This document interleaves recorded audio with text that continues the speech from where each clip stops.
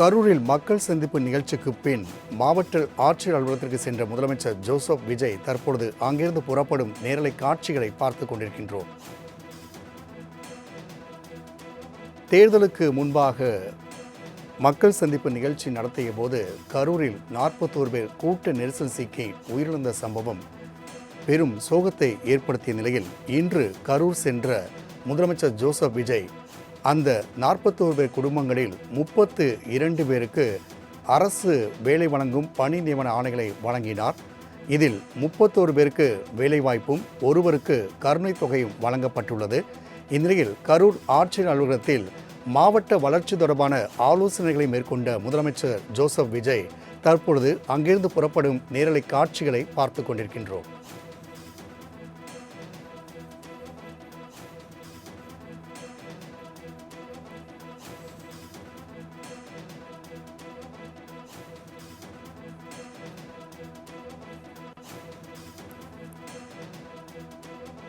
கரூர் சம்பவத்தில் உயிரிழந்த குடும்பத்தின் உறவினர்களுக்கு அரசு வேலை வழங்கப்படும் என்று தெரிவிக்கப்பட்டிருந்தது.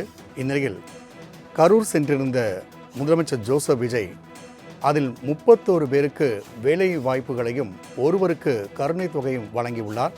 இந்நிலையில் கரூர் மாவட்ட ஆட்சியர் அலுவலகத்தில் வளர்ச்சி திட்ட பணிகள் குறித்து ஆலோசனை மேற்கொண்ட பின்னர் அவர் அங்கிருந்து புறப்படும் நேரலை காட்சிகளை பார்த்து கொண்டிருக்கின்றோம். கூடுதல் விவரணை செய்தியாளர் சுதன் வழங்க கேட்கலாம்.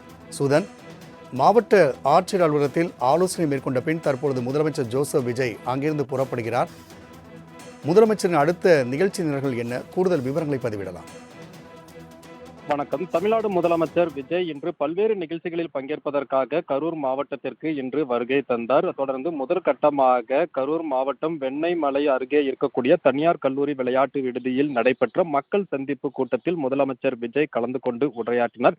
அதனைத் தொடர்ந்து அவர் கரூர் மாநகர பகுதியில் ரோட் ஷோ மேற்கொண்டு பொதுமக்களை சந்தித்தார். அதன் பிறகு மாவட்ட ஆட்சியர் அலுவலகத்தில் பல்வேறு அரசு நலத்திட்ட உதவிகளை பயனாளிகளுக்கு வழங்கி அதிகாரிகளுடன் ஆய்வுக் கூட்டத்தில் கலந்து கொண்டார். கரூர் மாவட்டத்தில் அரசால் மேற்கொள்ளப்பட்டு வரக்கூடிய பணிகள் குறித்த விவரங்களை கேட்டறிந்து மாவட்டத்தின் வளர்ச்சிக்கு மேற்கொள்ள வேண்டிய பணிகள் குறித்து அலுவலர்களுக்கு பல்வேறு அறிவுரைகளை அவர் வழங்கினார். அது மட்டுமல்லாது கரூர் துயர சம்பவத்தில் உயிரிழந்த 41 பேரின் குடும்பத்தினர் 32 பேருக்கு அவர் நலத்திட்ட உதவிகள் வழங்கினார். அதாவது 32 பேரில் 31 பேருக்கு பல்வேறு அரசு துறைகளின் கீழ் பணியாற்றக்கூடிய பணி நியமன ஆணைகளையும் ஒருவருக்கு நிவாரண உதவி தொகையும் அவர் வழங்கியிருக்கிறார். அதனைத் தொடர்ந்து அவர் தற்போது கரூர் நிகழ்ச்சிகளை முடித்துவிட்டு தற்போது மீண்டும் சென்னை திரும்புகிறார். குறிப்பாக இன்று கரூரில் நிகழ்ச்சிகளில் பங்கேற்பதற்காக சென்னையிலிருந்து தனி விமானம் மூலம் திருச்சி விமான நிலையத்திற்கு சென்று அங்கிருந்து சாலை மார்க்கமாக அவர் கரூர் வந்தடைந்தார். இந்த நிலையில் கரூரில் அடுத்தடுத்து நிகழ்ச்சிகளை முடித்துவிட்டு தற்போது மாவட்ட ஆட்சியர் அலுவலகத்தில் இருந்து மீண்டும் சாலை மார்க்கமாக திருச்சி விமான நிலையத்திற்கு அவர் நேரடியாக செல்கிறார். பின்னர் அங்கிருந்து தனி விமானம் மூலம் மீண்டும் அவர் சென்னை திரும்புகிறார். இதற்காக காவல்துறையினர் விரிவான பாதுகாப்பு ஏற்பாடுகள் செய்யப்பட்டிருக்கிறது.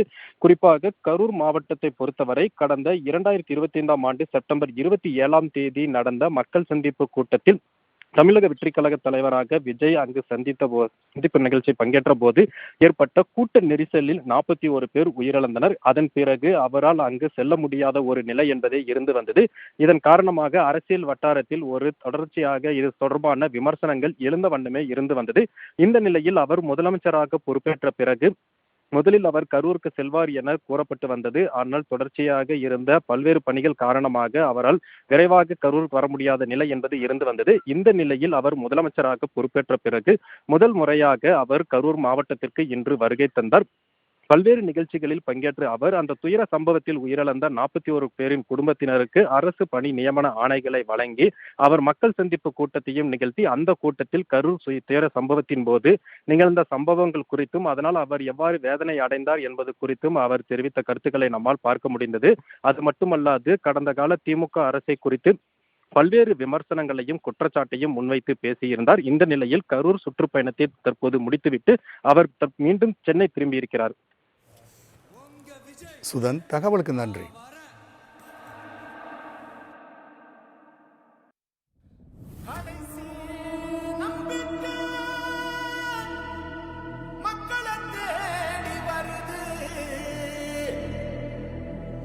அதை இறுக்கி முடிச்சு ஒரு வரலாறு எழுது.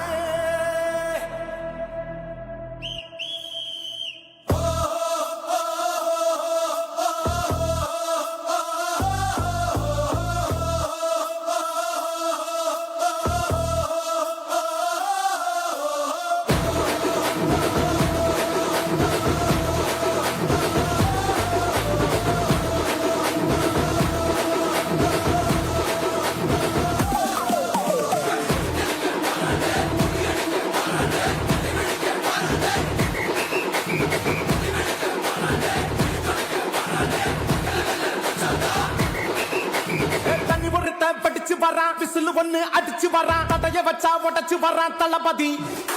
தப்பு நடந்தா உருமு சின்ன, வெற்றி அடைஞ்சா ஒலிக்கு சின்ன, தளபதிக்கே பிறந்த சின்ன விசிலடி.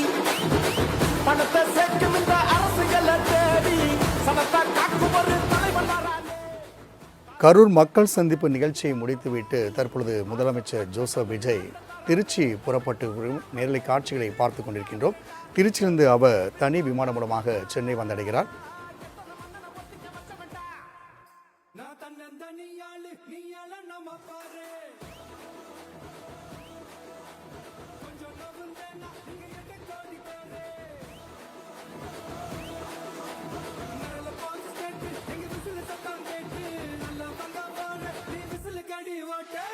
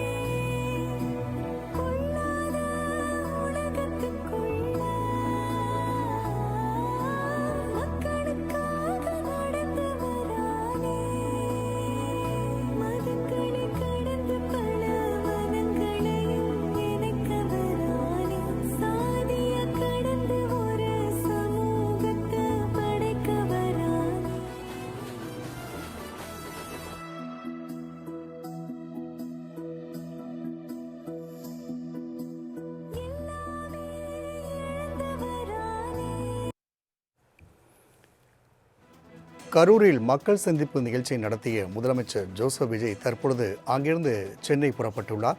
கூடுதல் விவரண செய்தியாளர் நௌசாத் வழங்க கேட்கலாம். நௌசாத், விவரங்கள்.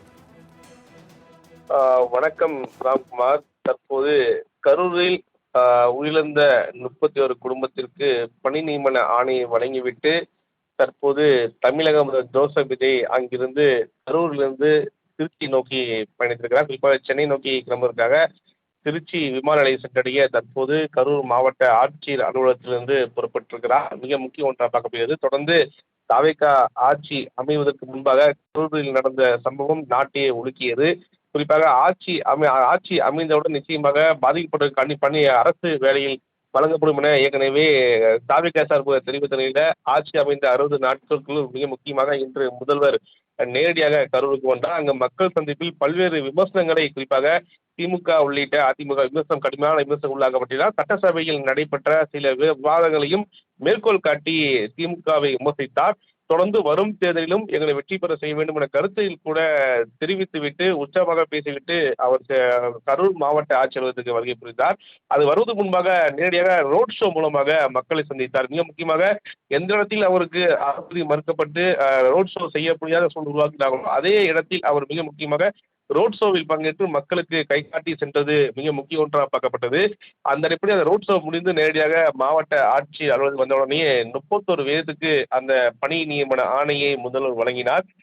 மிக முக்கிய ஒன்றாக பார்க்கப்பட்டது. அவர் குடும்பத்திற்கு உரிய நிவாரணம் வழங்கப்படும். அவர்களுக்கு குடும்பத்தில் ஒவ்வொருவருக்கும் கல்வியில் மிக முக்கியமாக பங்களிக்க உதவி செய்யப்படும்.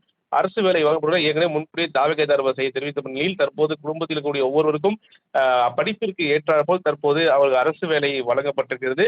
அதில் கரூர் மட்டுமல்ல அருகருகே இருக்கக்கூடிய மாவட்டத்திலும் அவர்களுக்கு வழங்கப்பட்டிருக்கிறது. திண்டுக்கல், திருப்பூர், ஈரோடு, சேலம் உள்ளிட்ட மாவட்டங்களிலும் அவர்களுக்கு குறிப்பாக படிப்புக்கேற்ற கருணை அடிப்படையில் பணி வழங்கப்பட்டிருப்பது மிக முக்கிய ஒன்றாக தற்போது அதை முடித்துக் கொண்டு கரூர் மாவட்ட ஆட்சியர் அலுவலகத்திலிருந்து திருச்சியை நோக்கி வாகனமானது முதல் வாகனம் கிளம்பியிருக்கிறது. திருச்சி விமான நிலையம் வந்தோடனேயே தனி விமானத்தின் மூலமாக சென்னை கிளம்புகிறார். சென்னை இன்று மாலையே 7:30 மணி அளவில் வந்தடைகிறார்.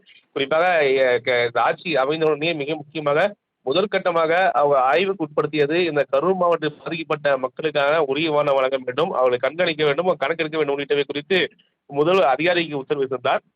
அதற்கேற்றாப்ப முழுமையாக அது கண்காணித்து அவருக்கு ஏற்றாம பணியை ஒதுக்கீடு செய்யும் ஆணையினை தயார் செய்த பிறகுதான் தமிழக முதல்வர் அந்த கரூர் பயணத்தை திட்டமிட்டுவதாக கூட அதிகாரி தரப்பில் தகவல் தெரிவிக்கிறார்கள்.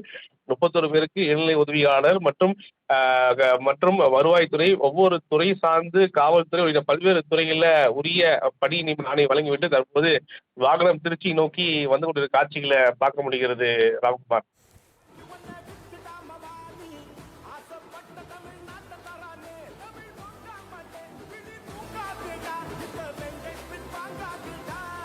நௌசாத், தகவலுக்கு நன்றி. நான் தன்னந்தனியாளு நீ நம்ம பாரு